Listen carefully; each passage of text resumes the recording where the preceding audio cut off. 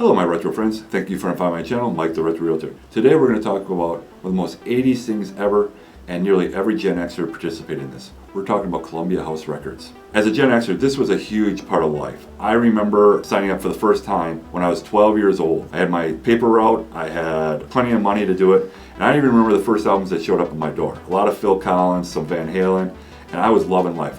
My Walkman was rocking when I was doing my paper route. And I paid it off and got out of it pretty quick. My mother was a little concerned, why are packages showing up at my door? And this is long before Amazon, so kids were not getting packages. Hundreds more.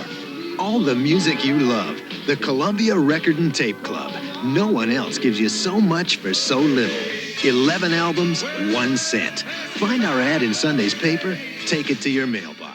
And then I showed her its cassettes and I showed her a deal. She's like, you're gonna get screwed, blah, blah, blah. And I think I had to go to her to write out a check and give her money to write out the check for the $18 at the time for the one that I had to buy. And my mom's like, you're getting ripped off. And I'm like, well, I got all these other ones for free. So you had to get your parents involved. Otherwise you could go to get a mail order at age 12. I didn't have a checkbook. I obviously didn't have credit cards. So yeah, I think I had to walk to Kmart and get a mail order or something like that. So that was the other way I did it.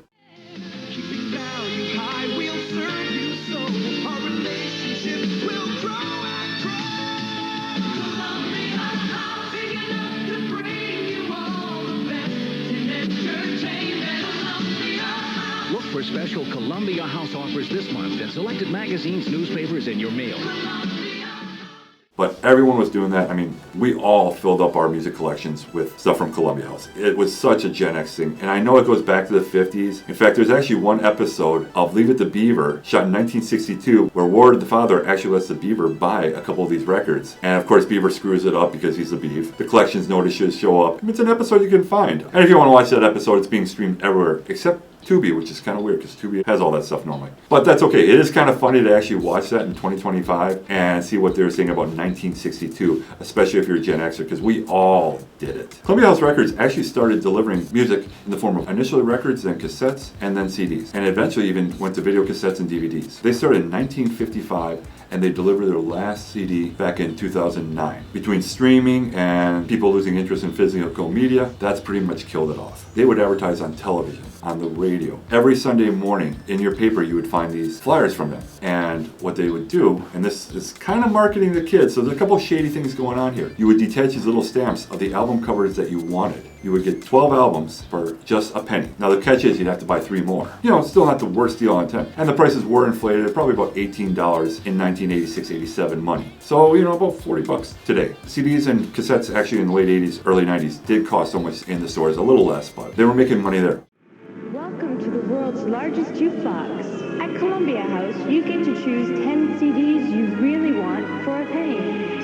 Best of all, there's no delay. You're free to enjoy big savings from day one. So if you bought your 3 CDs at retail price and got out of there, you got out scot-free, there was no collections, there was no nothing, you just canceled. And everyone was happy, and in all fairness, you bought 15 CDs for the price of 3. So that was a really good deal. But a lot of people didn't do that. So the sneaky thing that Columbia House would do is called negative option marketing. So what that was they would send you a postcard every single month, and you had 10 days to sign it and say, no, I do not want it, and return it. If you do not do it, they would send you the CD of the month, and now you're responsible for paying for it. Now, if you want it, great. But if you didn't want it, you're kind of stuck with this. And it was a real hassle returning stuff, and now you're paying full price. And every time you do that, you kind of screwed yourself a little bit. Now, of course, they would actually have deals where buy 1 CD, get 2 free, get 1 free. Then it might be worth keeping on, but you gotta keep on it. And a lot of people did not do that, and they actually got in trouble. So there's horror stories about Columbia House Collections Department really hounding people with letters, and I'm told some phone calls, but they would get more and more nasty and say, hey, we're gonna take you to collections, we're gonna destroy your credit. Now you're 13, 14 years old, and this is the catch. You're scared crapless. You don't really understand what all this means in most cases. You definitely don't want people coming up, and God forbid your parents see a letter that says collections imminent, second notice, and your name's on it. And then you're in trouble. So Columbia House would not do an age check, they would not do a credit check, they would not do anything. You send in your penny, you send in your flyer, and 6 to 8 weeks later, those CDs would show up at your door. 12 12cdsclub.com, there are over 12,000 titles to choose from, most with sound clips so you can listen before you buy. You also get your choice of free magazines featuring your favorite kind of music and bonus points that earn you even more free CDs. Best of all, you get your music delivered conveniently right to your door. Try us now for a 10-day trial.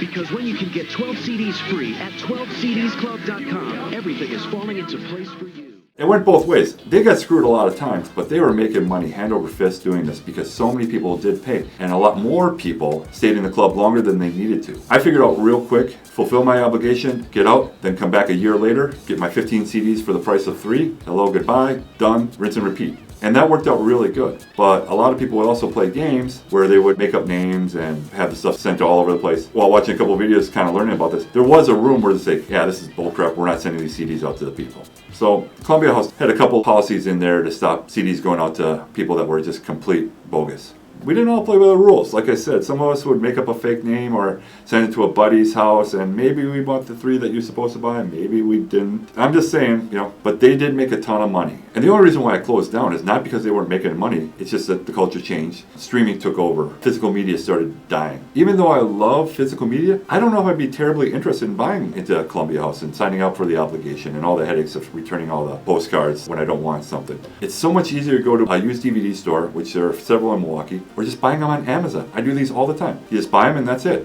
One purchase, no commitment. The culture definitely shifted, and I don't think the business model really would fly anymore today. Tapes for just 1 cent. Big hits like George Michael, Michael Jackson, Randy Travis, Midnight Oil, In Excess, Hall & Oates, Robert Plant, Terrence Trent D'Arby, and hundreds more. Plus the chance to get 2 more free. But it was a very cool thing back in the day, and nothing was more exciting than running home to see that package from Columbia House. And I bought video cassettes, I bought tons of CDs, tons of audio cassettes. I loved it, and I know a bunch of my buddies did. And I know every single Gen Xer watching this video will fondly remember it. And, maybe they got the collection letters, maybe they didn't, but, that's neither here nor there. That being said, with the real estate market being kind of down here, I had to pick up a second job. I am now on the Columbia House Collections Department. That means I'm gunning for you guys, and I know a bunch of you guys owe money. You got that Alanis Morissette CD in 1995. I know it's been 30 years, but we're gunning for you. We got your forwarding addresses. Seymour Butts at 5150 Anywhere Street, and IP Freely at 1234 Main Street. We're coming for you guys. We know where you're at. You two clowns are the white whales. We're coming after you two. We know where you lived. That being said, keep it retro, my friends, and take care.